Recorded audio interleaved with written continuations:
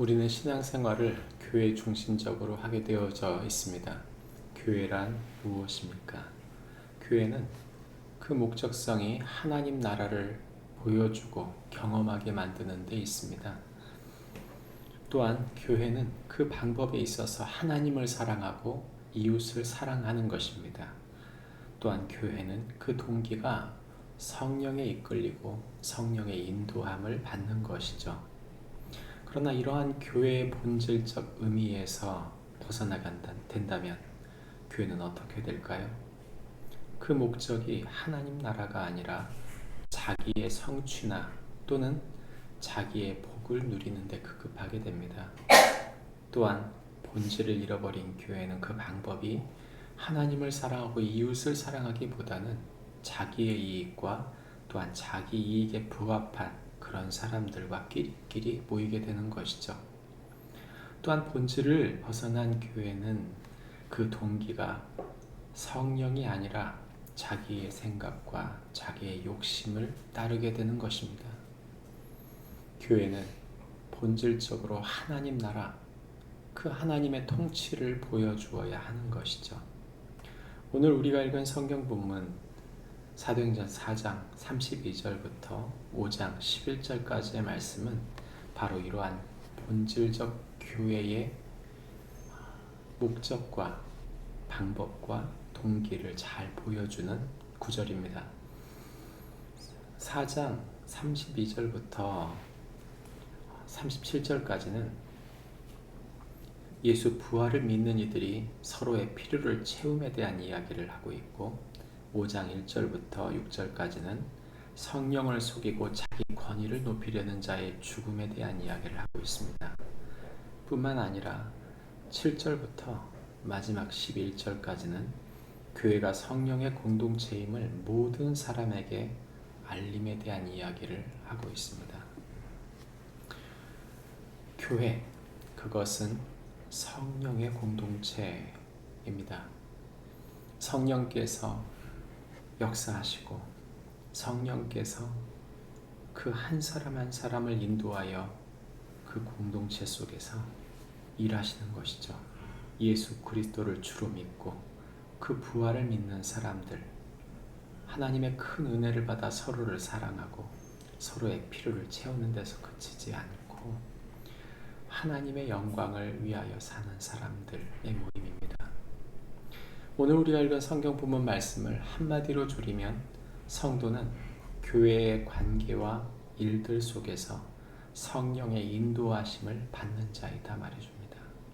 성도는 교회의 관계와 일들 속에 성령의 인도함을 받는 자이다.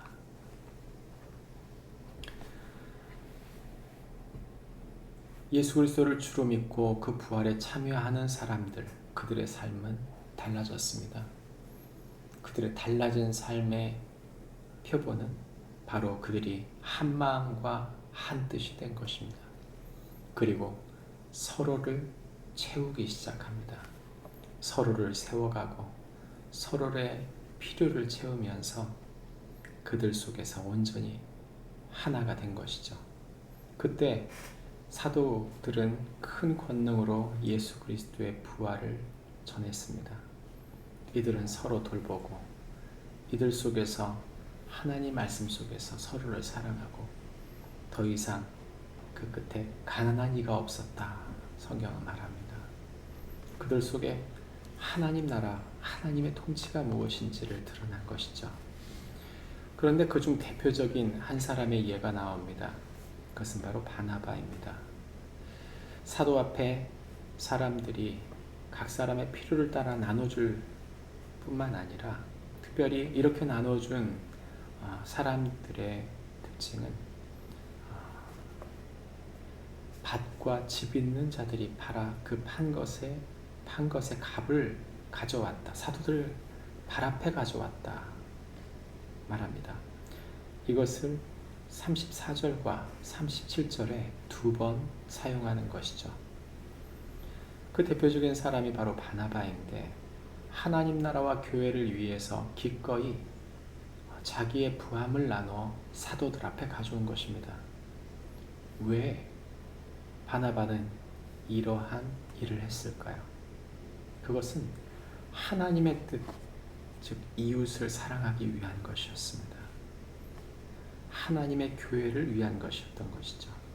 말씀을 믿고 사도들이 사람들의 필요를 따라 나눠줄 것을 믿고 교회가 서로를 채워주는 것에 있어서 하나님 기뻐하심을 믿고 가져온 것입니다. 바나바는 많은 사람들 중에서 유명해졌습니다. 교회가 유명해질 때, 교회 안에 있는 사람들이 유명해질 때 일이 생깁니다. 바나바처럼 유명해지고 싶었던 아나니아가 아내와 함께 이 일에 동참하는 것처럼 보였습니다. 그러나 그는 자기를 높이기 위해서 매관매직, 직분을 살려고 했던 것이죠. 놀랍게도 베드로는 이것이 사탄이 하는 일이라고 말합니다. 돈으로 직분을 사서 자기의 지위를 높이고 교회를 자기 뜻대로 하려고 하는 것, 그것은 사탄이 하는 것이다.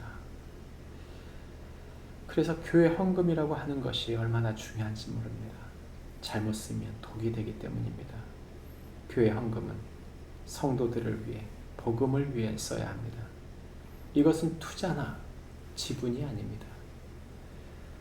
사람에게 보이기 위함도 아니고 하나님을 사랑하고 사람들을 사랑함으로 해야 하는 것이죠. 그것이 헌금 생활의 본질인 것을 알려줍니다. 성경은 우리에게 또한 한 걸음 더 나아갑니다. 아나니아는 홀로가 아니었습니다. 아내가 있었습니다. 이 삽비라가 함께 있었던 것이죠. 부부는 서로를 깨워줄 기회가 있는 사람들입니다. 그런데 이렇게 회개할 기회가 있는 사람들이 믿음으로 서지 않고 인간적 자기 욕망으로 부부가 교회를 망치려고 했던 것이죠. 이들의 죽음을 통해서 성령의 권위, 사도들의 권위, 교회의 권위를 새롭게 하고 있는 내용이 오늘 우리가 본 성경입니다.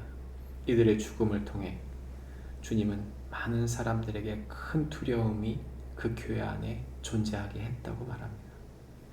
우리는 질문해 보아야 합니다. 교회는 이러한 두려움이 있는가? 교회가 주님의 것이고 성령이 역사하시는 것을 지향하고 있는가?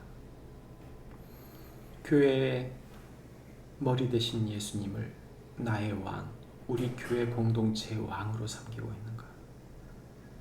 그 부활하신 주님을 소망하며 서로를 사랑하고 서로를 섬기고 있는가?